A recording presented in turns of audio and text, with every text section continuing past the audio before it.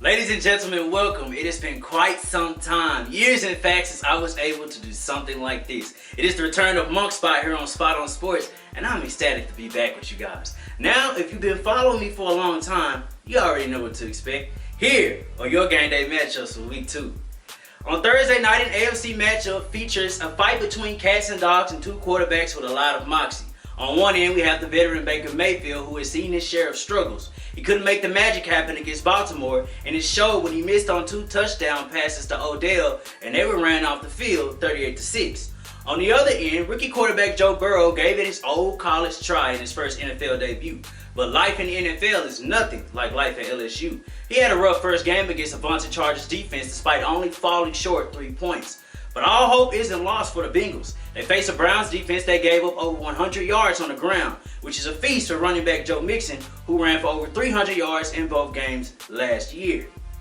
I can't say how lucky the Browns are to have a matchup against a rookie quarterback in week 2, which gives some wiggle room for Baker to correct last week's mistakes. Wide receiver Odell Beckham only finished with 3 receptions for 22 yards. And remember earlier I mentioned they failed to connect twice. Perhaps he gets rewarded this week. Rookie seasons are always shaky, so I have to give this win to the Browns, who get back on track in week 2 and expect another low-scoring game, something like 20-17 Cleveland. Our next game holds a bit of importance for both teams involved, as the Atlanta Falcons take a trip to Big D to take on my Dallas Cowboys. The Falcons were actually favored last week, but in vintage Atlanta Falcons, their wings were clipped by birds of another feather. The ghost of defense pass showed up again to haunt the Atlanta Falcons as they gave up 4 touchdowns. Offensively, they once again looked one-dimensional. The stat sheet tells a different story than the score. They only ran for 70 yards, and Matty Ice and his fellow receivers torched Seattle's defense, but most of the yards came too little too late. But they may be in luck facing a Dallas defense that failed to generate much of a pass rush against the Rams. But speaking of Dallas, how about them Cowboys? Mike McCarthy's debut went belly up, but they didn't look bad despite falling to the Rams. The Dallas defense gave up 20 points, which is probably more than you can ask for considering the new faces that's around. Much like usual, Dallas will need to prepare for an offensive shootout. They will have to produce something better than advertised last week. And against a shaky ATL defense, I expect them to be clicking on all cylinders. But I do look for them to slow the game down on the back of my guy Ezekiel Elliott. In 2019, Dallas averaged 30 points at home. My gut feeling tells me they keep their home streak alive, rolling as they take down the Atlanta Falcons 31-23. Game 3 takes place in the NFC South with 2 teams looking for win number 1. The Panthers travel to Florida to take on the Tampa Bay Buccaneers. If the Panthers prove nothing else, they proved they were offensively sound as we thought they were, producing over 30 points and 350 yards on offense. Now they take on the Tampa Bay defense, who many of us thought were shaky, and many of us are right. And they gave up everything but the kitchen sink to the New Orleans Saints. But expect the Panthers to lean heavily on dual threat running back Christian McCaffrey, who was impressive in week 1 with over 100 total yards and 2 touchdowns. This is right in line with the Bucs' struggles to hold Alvin Kamara last week. Nonetheless, it's still the first week and Brady and friends need more time to gel.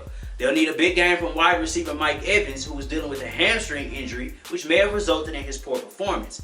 And the defense will need to establish a pass rush early against a quarterback most known for his efficiency. That said, if you follow Tom Brady's career, you know he's more dangerous after a poor performance. The Bucs tighten up and get back into the NFC South race, 34-28. Sunday Night Football features 2 quarterbacks who were very impressive in week 1. Cam and the Patriots travel to Seattle to take on the Seahawks. Cam brought a nice dynamic to the Patriots offense that we hadn't seen before, boasting a ground game, rushing for 75 yards and 2 touchdowns. And he's very efficient through the air, completing 75% of his passes. Now, the Seahawks aren't the Dolphins. In the past, we need to generate more of an offensive firepower on the Seattle defense, led by linebacker Bobby Wagner and newly acquired safety Jamal Adams. But the same can be said for Russell Wilson. Though he had an amazing 4-touchdown performance, the pass defense is a no-fly zone led by Stephon Gilmore that registered 3 interceptions against the Dolphins, the same defense that ranked first a year ago. Seattle boasts one of the most well-rounded teams in the league that I've seen before, yet the Patriots seemingly fly under the radar almost every season. More so than me mentioning the players on both sides, perhaps the spotlight should be on the head coaches Bill Belichick and Pete Carroll. I expect a chess matchup for most of the game, but in Russ I trust. Seattle moves to 2-0 in a hard-fought win, 23-0. There we go, y'all. This is Monk Spot. I'm back. Your host, Tony Monk, of the new wave of sports that is sweeping the nation, where we're not just accurate but spot on. Be sure to comment, rate, subscribe. Go drop all of us a like. Head to the YouTube channel, click the notification bell, get notified of everything that we are doing. This is your favorite place for everything NFL. This is Monk Spot, and I'll see you guys next time.